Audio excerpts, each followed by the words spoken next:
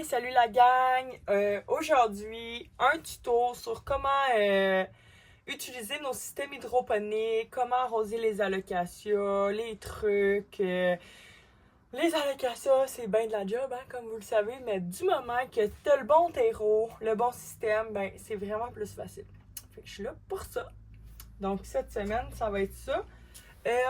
Pour commencer, nos systèmes hydroponiques, on l'a dans le 4 pouces comme ça. On l'a dans le 3 pouces comme ça ici. C'est lui qu'on va utiliser aujourd'hui vu que le pot est dans le 2.5. Ainsi que le 2.5 pouces. Donc quand tu as un corm qui a assez de racines puis que tu veux le planter dans un terreau, ben c'est souvent le petit qu'on utilise. Donc quand on rempote, idéalement, c'est toujours dans un pouce plus grand. Là, dans le fond, lui, c'est un 2.5 pouces. On n'a pas de 3.5, fait que je vais y aller dans le 3 pouces. Comme d'habitude, ben là, lui, on l'enlève. On enlève la sphène. Mais avant de commencer, je ne veux pas salir mon atelier. Donc, je vous show off nos nouveaux tapis de rempotage. Donc, on a tapis de rempotage ici dans la couleur beige. Avec le logo Zaritz. Ensuite, donc, on a le beige, le noir, comme ça.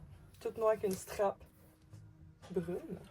Brandé Zaritz. Et le vert. Donc, le vert, mon préféré, hein, vous le savez. Donc, je vais prendre lui aujourd'hui. Comment qu'on l'utilise? Il suffit de clipper comme ça tous les coins. C'est un tapis de rempotage en cuir synthétique.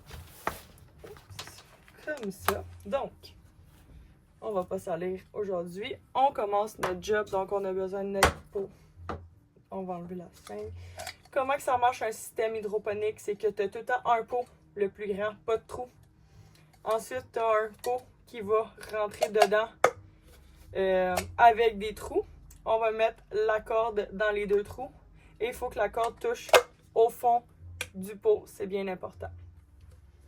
Sinon, elle va mal absorber l'eau. Donc là, j'enlève la sphène. Oups. C'est sûr que quand vous enlevez la sphène, ça se peut que vous brisez des racines, c'est pas grave. C'est normal. On essaie juste d'être doux. Puis on enlève tout le plus possible. Parfait. Donc là, on voit les belles racines. Moi, je conseille toujours aux gens de rempoter lorsque vous avez plein de racines, tu sais, qu'on voit à travers du pot. Là, on peut rempoter. J'aurais pu vraiment attendre plus longtemps, mais là, je vois bien que mes racines, ils ont des racines, donc des racines secondaires. Donc, je suis pas stressée. Je vais jeter ça ici. Donc, je commence par mettre un fond de terre. Vous pouvez le faire sans le système pour pas qu'il y ait de la terre qui se retrouve dans le fond. Donc, encore comme ça de terre. Ensuite, on dépose la plante. Comme je vous ai déjà montré, vous pouvez mettre de la poudre de Mycos puis Azos dessus les racines pour que ça soit plus facile d'adaptation pour la plante. Ensuite, on va venir remplir le pot.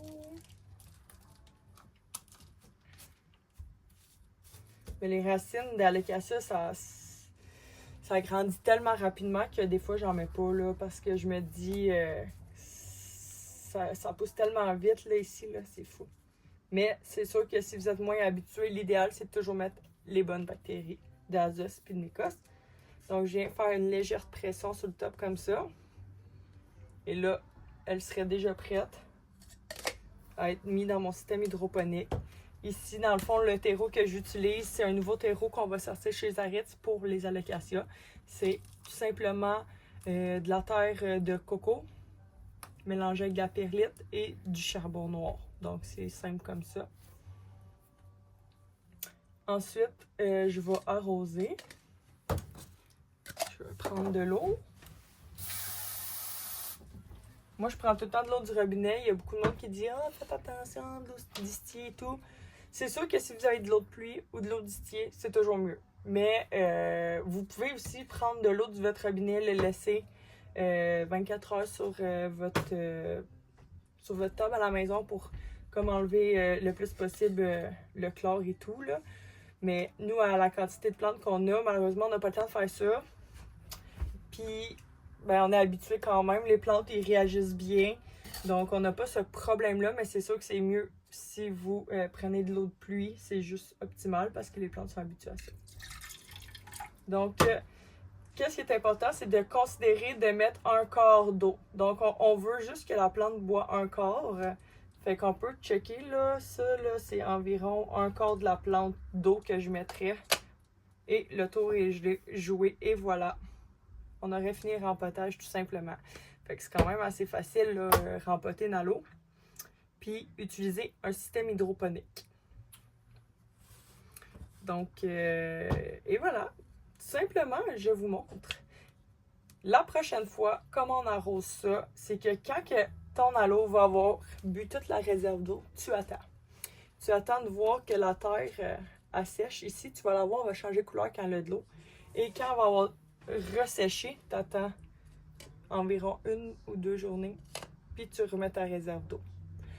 Je vous dirais que si vous le lavez dans des serres comme ça, c'est environ 1 fois par semaine qu'on remet une réserve d'eau. Donc, c'est tout pour ce beau vidéo. J'espère que ça vous a aidé. Puis, c'est super simple. Si vous avez des questions, vous pouvez toujours m'écrire.